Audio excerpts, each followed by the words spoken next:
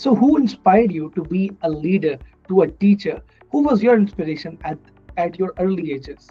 Uh, in my case, I've never had a proper inspiration from anyone. When they are hiring new people, how they can know that this particular person who I'm hiring is perfect for this job? There is something which is always a difficulty thing that entrepreneurs have to do. Did you know that about 70% of startups fail within the first 10 years? This highlights the critical role of effective leadership. Additionally, our research shows that 85% of employees are more engaged when they feel supported by their leaders. Leadership can play a vital role in any startup or any business. Entrepreneurs can learn this skill, they can master this skill, because whenever employee feel depressed, he needs the support of his leader. So how can you build this quality? In today's podcast we will be discussing this topic because we have an expert of this field. He is PhD scholar, he's a mentor, he's a coach. He is Ivan Ureta. He is affiliated with as a lecturer at the University of Applied Sciences and Arts of Southern Switzerland. He has expertise in humanitarian behavior as well. So, without any further delay, let's dive into the podcast.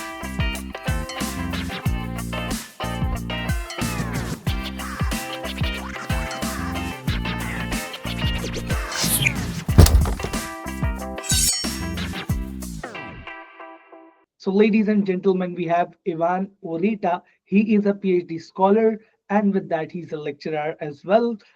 He has been working as a full-time senior lecturer, University of Applied Sciences and Arts of Southern Switzerland. Thank you so much for your precious time. Thank you very much for inviting me. I'm happy to be here, share with all of you whatever you want to ask to me. Thank you. Okay.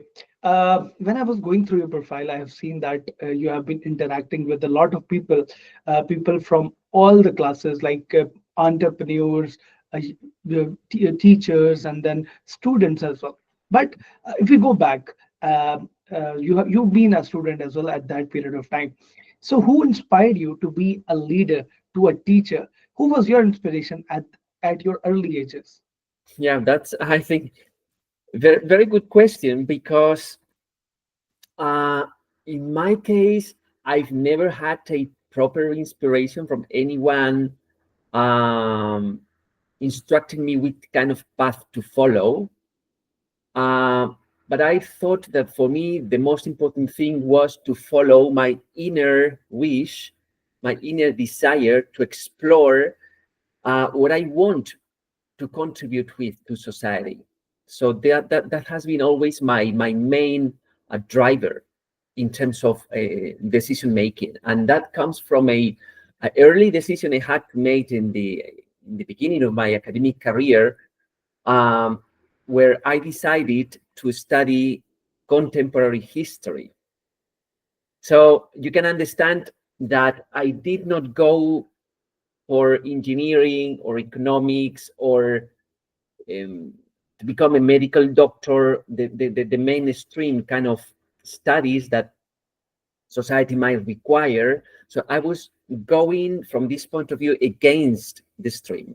I was swimming upstream, which is kind of a difficult thing, especially when you are a teenager and you are somehow um, inspired by others, by the idea of success that others may have, and the cultural model of success that you want to pursue as a youngster. So for me, the most important question was, what is it for me, success? So I'm not measuring success by following others' interpretations of success, but interpreting success according to my own needs, characteristics, and capacities to do things. So that's the main reason why I decided to go for the study of contemporary history, which was completely not advised by anyone to do, because people may say, okay, you are going to be studying history, you will not find factories for historians, right? So my main inspiration was to be loyal to my principles, to trying to understand who am I, and according to that, being coherent with that. So I think that's a way of um, looking or watching at my inner essence, my inner self, trying to understand who am I, and extracting the inspiration from there instead of looking for the inspiration outside from me. So this is the first thing I could uh, tell to you in terms of yeah, the first question you've asked. Like you were creating your own path at that period of time where there was no internet at that period of time, but you have self discovered, because every parents wants their children to be a doctor, engineer, lawyer. They want a secure job for their children, but you have taken the part of history. You chosen history at that period of time. So I will interlink my next question with your all your talk, your all your previous conversation, that you have been teaching from last many years, right? We have I know a lot of people, because I have a lot of connections around the globe. Students, I met them. They always regret this, that the professors, they taught whatever they taught us in the books, they it doesn't have anything in our practical life. Like theory and practical, that is a totally two different things. What is your take on it, that the students who are studying in books, they are useless in practical life? Yeah, thanks a lot also for this question. And this is a big debate, especially in academia, right? And nowadays, academia has become something very weird, where professors and scholars are very much focusing on their publications, because your profile as a scholar depends very much on your citation index. So it seems that your weight as a scholar, it's more important according to how many times you have been cited. So what does imply this precise issue? It implies that professors and scholars nowadays are very much focusing on improving their research track instead of going to the class, interacting with the students, and making important again the very issue of teaching, right? So it seems that for me, very common amongst my colleagues and people with whom I have interacted, that you don't want to teach anymore. So it seems that teaching takes out a lot of time from your efforts to do research and publish, because that's the thing that is going to profile you.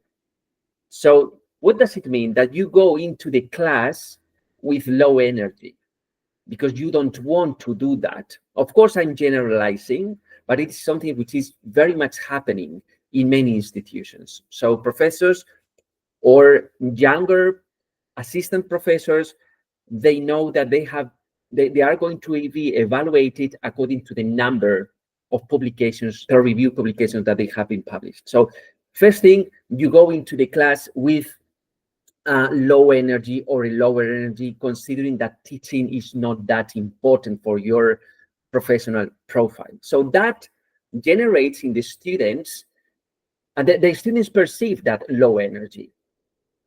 Okay, and sometimes professors, given that they have to be very much focusing on research, don't have much time to go outside to the real world to try to understand how those theories are really applicable to reality.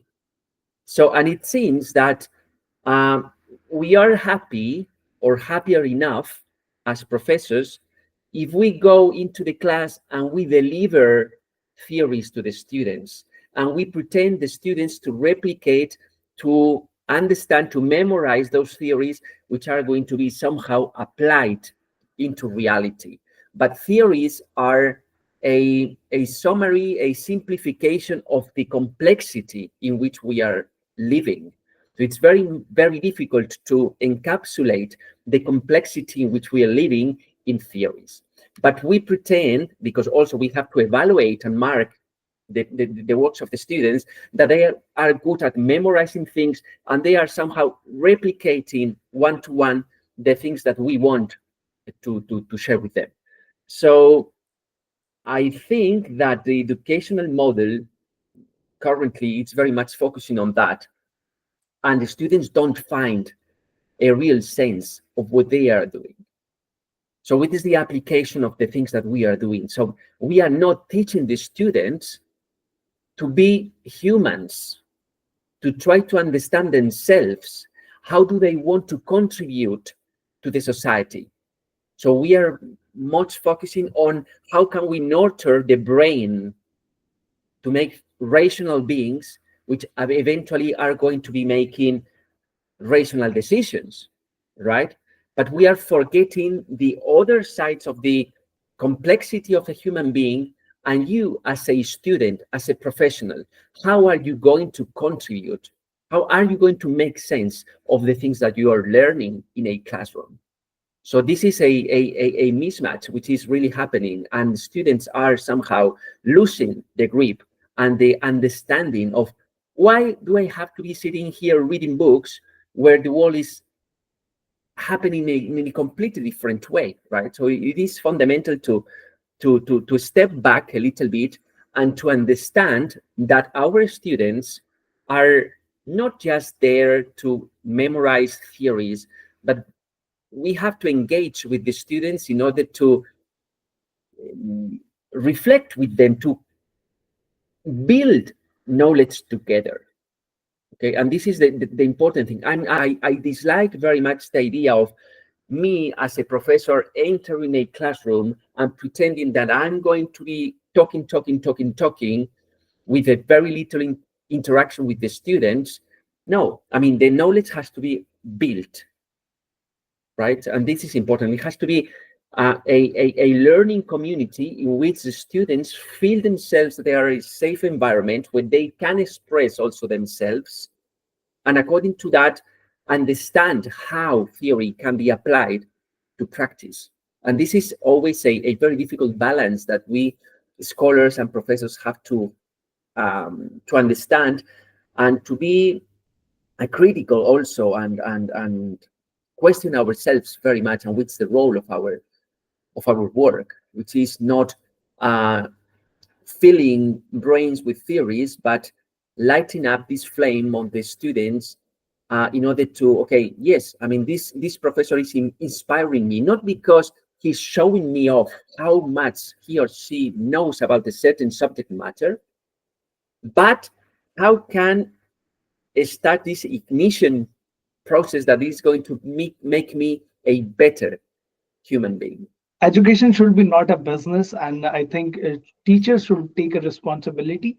And that's why whenever teachers will build a relationship, a friendly relationship with their students, so students can take a part in the conversation. And I think learning process never ends, and teacher can also learn from their student as well. I will like jump into the next question. I'm very curious to know, because you are currently you are attached with education system, right?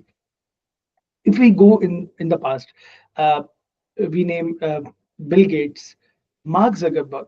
They are the common names among the young generation. They see that they are the college dropouts. They became a very successful leader. They became a very successful entrepreneur. So education is nothing. Is not relevant with these entrepreneurship or leadership skills. So, what is your take on it? Yeah, so I come back again with this very idea of success. What do we understand as success? So you've mentioned Mark Zuckerberg or Bill Gates, or these big names that are somehow the summit of what we understand as success. But this success is somehow measured by how much money do they make, right? So we are somehow um, considering that success is very much linked to monetary success. So that leads to a specific view of success, which is very materialistic. So is it money making me a successful person? And by successful person, I mean, am I happy with the things I'm doing with? Am I clear why am I doing certain things? How am I contributing to my community? So I would like to um, put aside this concept of materialistic success, and I would like to reflect more on the entrepreneurial energy that many people has, and which may be working with a low profile, but they are really contributing in the society. So it is not a matter of how much salient you are for the international audience, but how do you contribute? First of all, to become loyal and coherent with your principles, and how those alignments or attitude, which is principally rooted in your persona and your being, emerge and inspire others, despite the fact of making or not making money. So it is Eric Fromm has written a lot about being or having. Right? So how do we define our identity? Are we according to what we have, or are we according to what we are as human beings? So that's very important. I think that in our society, and the model we have been developing over the years, and the way how also the social media is conveying a message about entrepreneurship, leadership, and success, it's very speculative.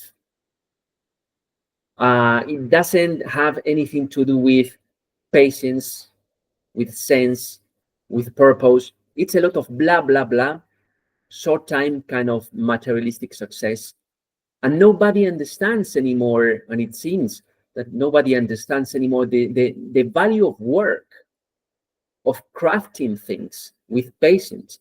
Everybody wants things to happen blam, no, overnight, and making money overnight and very quick and very fast. Everybody wants to go and make rich or become rich through cryptocurrencies. I believe that we have to put aside this concept of success, of entrepreneurship, of leadership, and we have to go back to this very essence of who we are as human beings, and how do we act aligned with our principles and values for the good of our community. So that will be my answer to your question. Success doesn't come overnight, and the people don't know about their struggles, because Bill Gates has given almost 10 years of his life to build Microsoft. And after that, if you see the example of Mark Zuckerberg as well, he has a lot of struggle, a lot of years struggle behind it. So I will interlink my next question with it. These are the big names, right? These are the big names, and Elon Musk is also included in this list. So what sort of qualities do you think they have uh, Mhm, to they are successful in their lives right now, if they mhm, are in terms of money, in terms of fame, or in terms of innovation? mhm, Because we are talking about leadership, right? Entrepreneurs are leaders as well. So what do you think, what sort of qualities they have mhm, that mhm. other people don't have, and Yeah, those qualities can be built, or it's a god gifted thing? yeah. So I think one of the most important things here um, is that success or leadership is not an isolated phenomenon. You've mentioned Elon Musk, you've mentioned Mark Zuckerberg, you've mentioned Bill Gates. None of them have worked alone. So success or building something, it's a collective effort. So of course they are the big names out there, but we should not be understanding that they have been working alone. They have mobilized the energy, the commitment of many others who are very good in what they are doing. So they have probably identifying the right people for the right job, and they have been coordinating this collective intelligence. And they have been very good at that. at identifying the right people, regardless their degrees or their studies, but the right people, and the right people meaning competencies, but also behavior and capacity to cooperate and to put in practice your vision. And of course, the vision is the thing that many of us lack. You may have many competencies, read a lot of books, lot of study many things, but there is a lack of a vision. And of course, vision means also thinking out of the box. So once you have envisioned something which is beyond the normal average understanding, it is clear that you are becoming very disruptive. But of course, this very idea that you have generated out of this idealistic mind that you have, then you have to attract the talent and the people to put that in practice.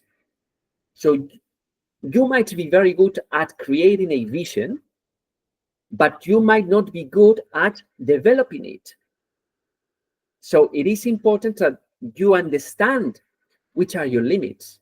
I'm good at identifying a certain thing that can be possible, that I see, that I imagine in my head it is possible, and then I understand that I cannot do everything alone. So I have to identify the right people. Not many, but the right people, those who are also rowing in the same direction. So I understand what you're saying. I trust you. So of course, nobody is going to follow you if someone is not trusting you. So of course, it is clear that of course the big visions or the big ideas that someone can generate cannot be always understood by everyone, because it can be very disruptive, because it can be, yeah, very out of the box.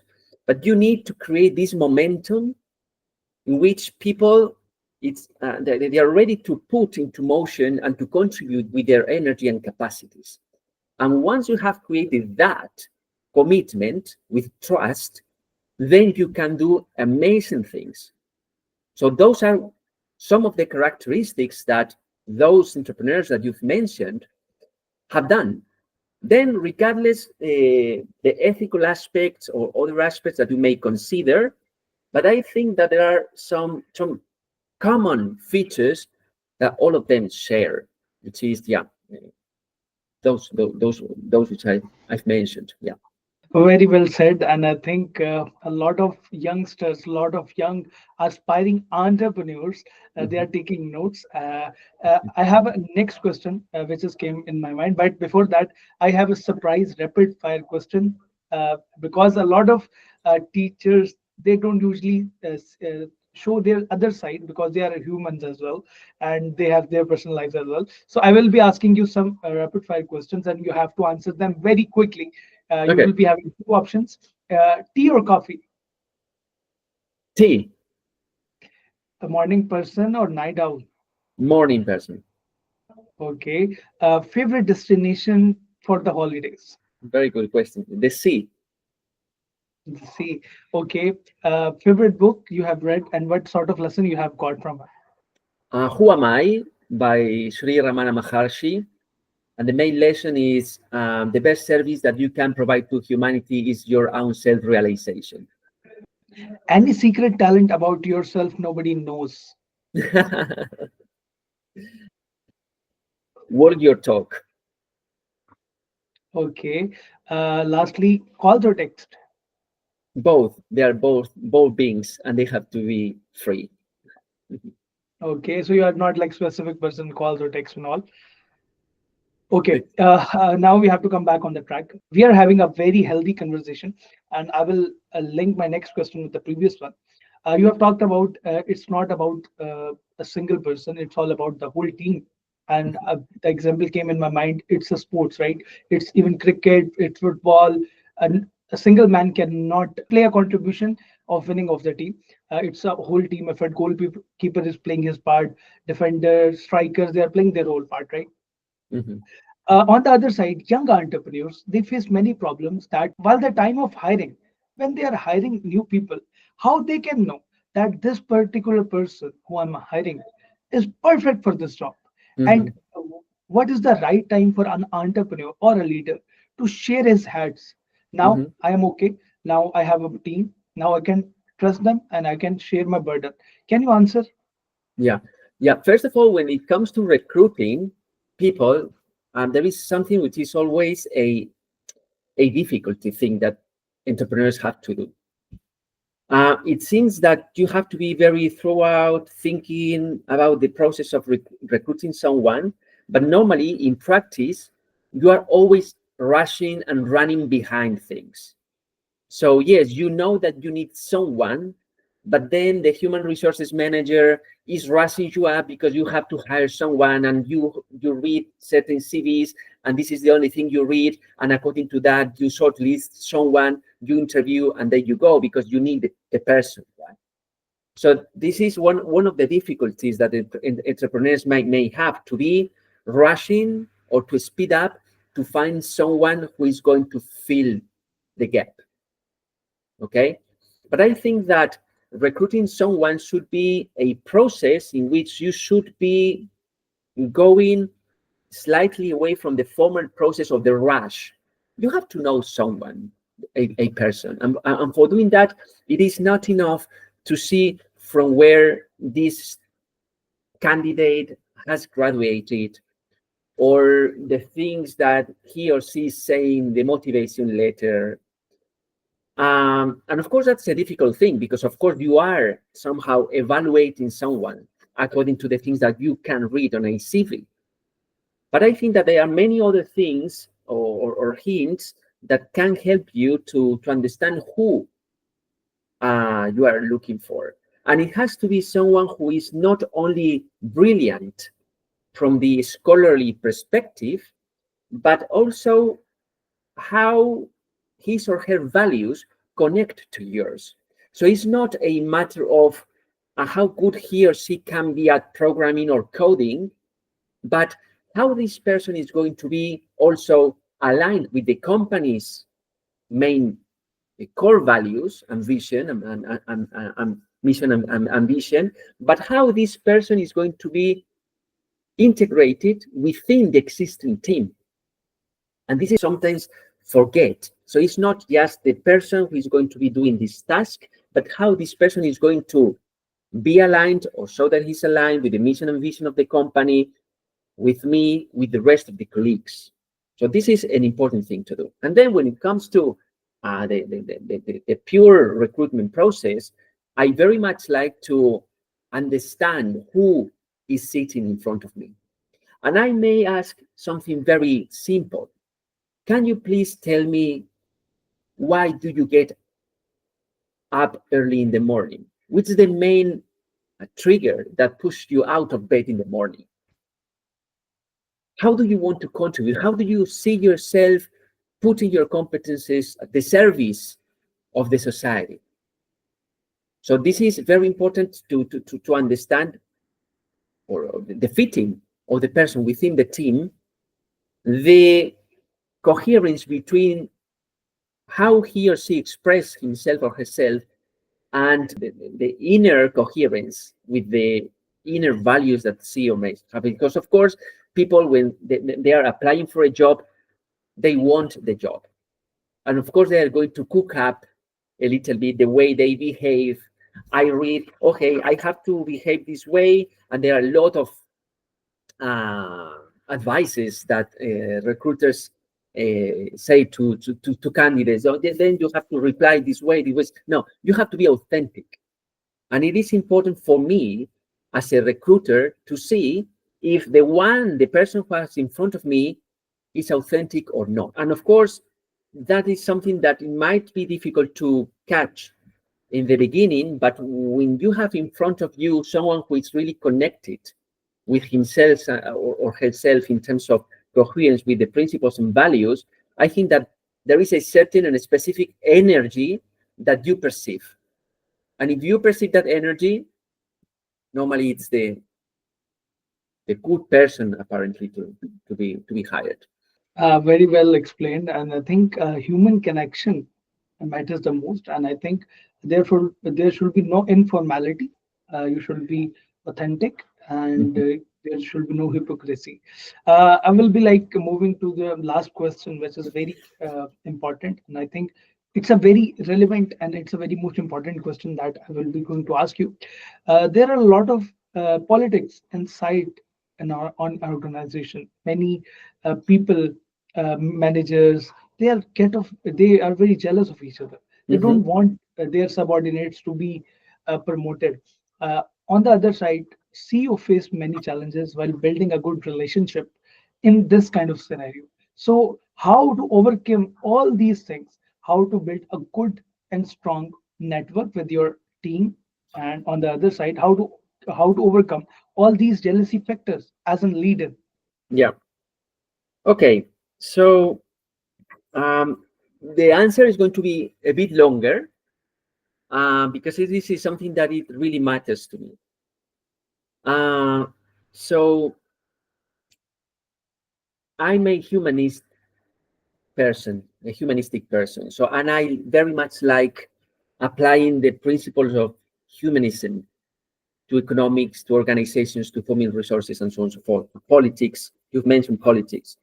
So when I decided 5, 6 years ago to redefine the identity of our executive education, I said, but I want to make it aligned with the principles of ethics, business ethics, humanistic management, and so on and so forth. So I was having several interviews and connections with uh, global authorities on the issue of business ethics, and we were having some conversations. And one of them told me, Ivan, if you are committed to develop this issue or to apply this issue of business ethics and humanistic management, do it, but do it really. So no compromises there. So you cannot sell a car for a bike. So you have to be very coherent, and you have to be very clear about what you are and what do you want to give. And you've mentioned an important word which is very common in companies, in organizations in general, which is the politics. So politics, by definition, means interests. How do we work within the companies to achieve certain objectives, which are normally personal objectives related to power? Who am I within the organization? So if we are talking about politics within the organization, we are forgetting the common goal the organization has to achieve. And we are somehow trying to manipulate the resources that we have within the organization to achieve our personal objectives, which may or may not be aligned with what the company has to deliver as the main objective. So politics, it's very variable. So according to how the environment changes, so my attitude is going to change. So therefore, there is not loyalty. The only loyalty that I'm going to have is the things that are going to be supportive to my own personal objective. And that's completely unhealthy. That doesn't create a good environment within an organization. It generates a fear organization, not a learning organization. So we have forgotten, and this is something that I very much like to talk to entrepreneurs and to managers, and it's a very simple word, and it is love. We don't use the word love in our organizations, or compassion. So for me, the constant element that has to be emerging within the organization to make organizations stronger, to achieve the objectives, is love, which is not variable. It's a constant energy that it's going to generate a certain outcome. So it's not a politics itself. It should be, or I could call it, the politics of love, within the organization where people understand that they have to cooperate all together to provide, to generate a certain outcome. So this is an important thing for me, which is very much linked to that. Who are we? And this is one of the things that one of the leaders in leadership thinking, Simon Sinek, right, wrote a book. Start with why. You have to try to understand why you are doing things, and it is very much linked to politics. So I can justify whatever I want. That's why we are rational. I mean, it seems that we are rational beings, so we can justify whatever we want. If we want something, we can articulate and invent any kind of answer to justify what we want to justify. And it doesn't have to do anything with a rational perspective. It is an emotional one. I want to get that. So I will invent any kind of excuse to get that. And I will create a narrative that is going to be supportive for me to achieve certain things. But there are a lot of compromises there. So what I'm talking about here is how do I understand myself as a servant leader? How can I serve the others to become themselves better, to make things or the organization better? So it's not a question, at least for me, of asking yourself why or start with why, but start with who. Who are we? But who are we? I mean, how can we start with this self-inquiry process, which is going to allow us to be rooted in our real essence? And according to that, how can we contribute to the common goal without compromises? And the answer is love. I think love is a universal thing, and whenever we listen this word love, only one thing can come in our mind, which is like two opposite gender attracting with each other. But you can love with your work. If you are not fallen in love with your work, I think you're not able to perform it with the full heart. Uh, there are a lot of things we need to discuss, but as you know, we have a very specific time. Thank you so much for your time. Before leaving, any message for aspiring entrepreneurs, for aspiring people who want to do something in their life? Because you are a mentor, you are a teacher, you can motivate them. They are Yeah. confused, they want to achieve something. How can they achieve? How they can overcome their fears of failures? Yeah, yeah, yeah. Thanks a lot. So if you want to do something, do it. Don't start procrastinating. Don't start finding excuses not to act. If you feel that you want to do something, do it. Don't wait until the idea is perfect. Start doing, because that's the only way you are going to be learning about yourself. How do you put yourself in the front line? And start with that, right? So, and of course, it is a matter of how do I want to contribute? I mean, and what's my idea of success? What do I want to attain with my entrepreneurial mindset? So that's very important. If you want to do it aligned with your principles, investigating about who you are and defining your path according to that. And we are in a very complicated world, as we know, full of wars, geopolitical tensions, a lot of